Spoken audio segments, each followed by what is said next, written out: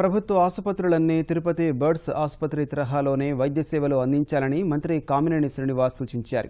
తిరుమల శ్రీవారిని దర్శించుకున్న కామినేని మరో మంత్రి బొజ్జల గోపాలకృష్ణారెడ్డితో కలిసి బర్డ్స్ వైద్యశాలను ఆకస్మికంగా తనిఖీ చేశారు. పారిశుధ్యం, రోగులకు అందుతున్న వైద్య సేవలపై సంతృప్తి వ్యక్తం చేశారు. వారానికి 3 రోజులు మాత్రమే సాగుతున్న ఓపీ విభాగాన్ని ఇకపై 6 రోజులకు పెంచేలా చర్యలు తీసుకుంటామని మంత్రి తెలిపారు.